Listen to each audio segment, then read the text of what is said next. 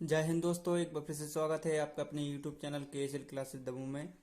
तो दोस्तों, आज मैं आपको लेकर आया हूं पेपर सेकंड समाज शिक्षा और पाठ्यचर्या बोध के 20 महत्वपूर्ण प्रश्न। तो चलिए इसको स्टार्ट करते हैं। इससे पहले मैंने और भी सब्जेक्ट्स की वीडियो डाल दी हैं, तो आप प्लेलिस्ट पर जाकर सभी वीडियोस देख सकते हैं।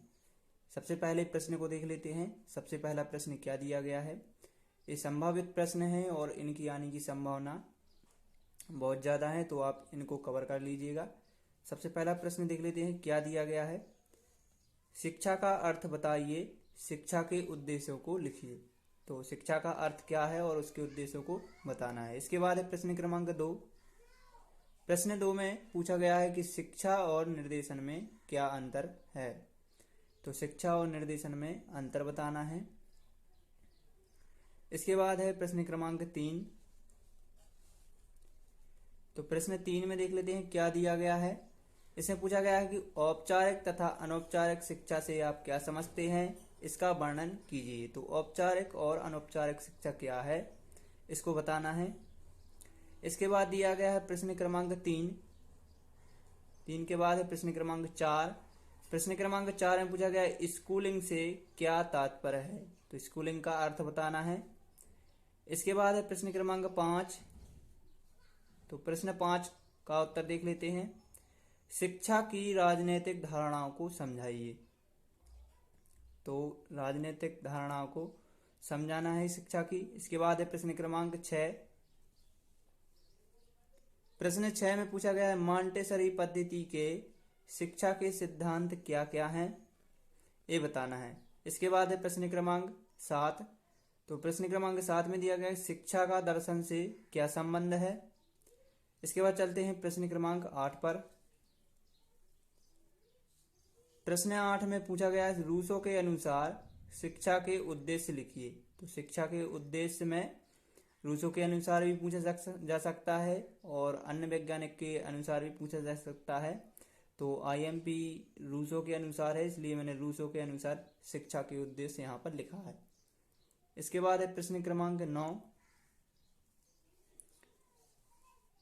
प्रश्न 9 में पूछा गया है गिज्जू भाई की साहित्यिक विधाओं के नाम लिखिए।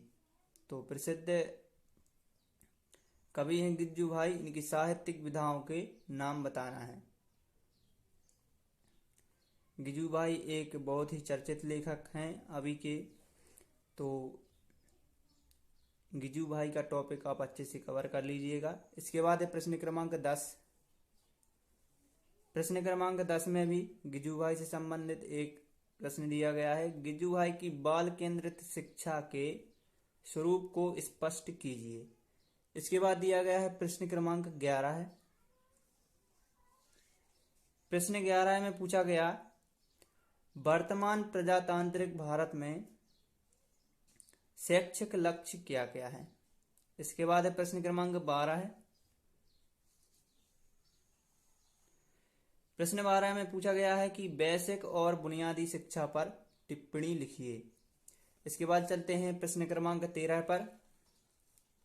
प्रश्न 13 में दिया गया है निःशुल्क और बाल शिक्षा का अधिकार अधिनियम 2009 की प्रमुख विशेषताओं को लिखिए। तो यह बहुत ही महत्वपूर्ण प्रश्न है। प्रश्न 14 में दिया गया है शिक्षा के स्तर को सुधारने के लिए क्या क्या कार्य किए जाने चाहिए। इसके बाद है प्रश्न क्रमांक 15 है बंधुआ मजदूरी कानून क्या है, टिप्पणी लिखिए। इसके बाद है प्रश्न क्रमांक 16 है। प्रश्न 16 में दिया गया है राज्य स्तर पर शिक्षा के क्षेत्र में किए जा रहे प्रयासों की व्याख्या कीजिए। तो राज्य स्तर पर बहुत से प्रयास किए जा रहे हैं, तो जो भी महत्वपूर्ण प्रयास हैं आप सभी देख लेना और आपको जो उचित लगे उनको तैयार कर लेना है। इसके बाद है प्रश्न क्रमांक 17।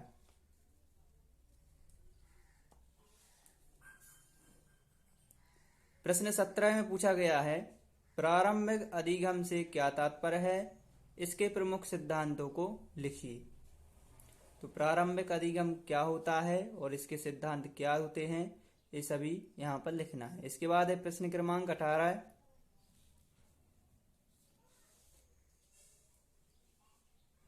प्रश्न 18 में दिया गया है कि पूर्व प्राथमिक शिक्षा की समस्याओं को समझाइए। तो पूर्व प्राथमिक शिक्षक हैं, उनकी समस्याओं को यहाँ पर बताना है। इसके बाद है प्रश्न क्रमांक 19। तो प्रश्न क्रमांक 19 देख लेते हैं क्या दिया गया है। ज्ञान से क्या आशा है, इसकी विशेषताओं को लिखकर इसके महत्व को बताइए। तो ज्ञान का भी बहुत ही महत्वपूर्ण प्रश्न है, तो इसकी विशेषता कंप्लीट कर लेना है और महत्व भी आपको कंप्लीट कर लेना है। इसके बाद चलते हैं प्रश्न क्रमांक 20 पर।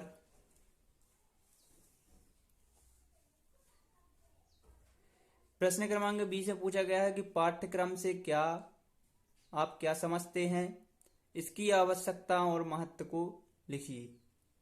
तो पाठ्यक्रम क्या होता है और इसकी कहाँ पर आवश्यकता होती है और इसका क्या महत्व होता है, इसके बारे में बताना है। इसके बाद है प्रश्न क्रमांक 21। तो प्रश्न क्रमांक 21 में पूछा गया है एक अच्छे पाठ्यक्रम की विशेषताएं लिखिए। तो मैंने यहाँ पर 1 से लेकर 21 तक के क्वेश्चन आपको, बहुत ही महत्वपूर्ण प्रश्न हैं और इनको अच्छे से आप कवर कर लीजिएगा, तो एग्ज़ाम में बहुत ही आपको हेल्प हो जाएगी। इसके बाद मैं जो अन्य सब्जेक्ट बचे हुए हैं उसकी भी वीडियो डाल दूंगा, तो आप सभी वीडियोस जाकर प्लेलिस्ट पर जाकर आप देख सकते हैं, तो आपसे कोई भी वीडियो मिस भी नहीं होगी और आपकी बहुत ही हेल्प हो जाएगी। तो चलिए इसके बाद मिलते हैं फिर अगले वीडियो में। धन्यवाद।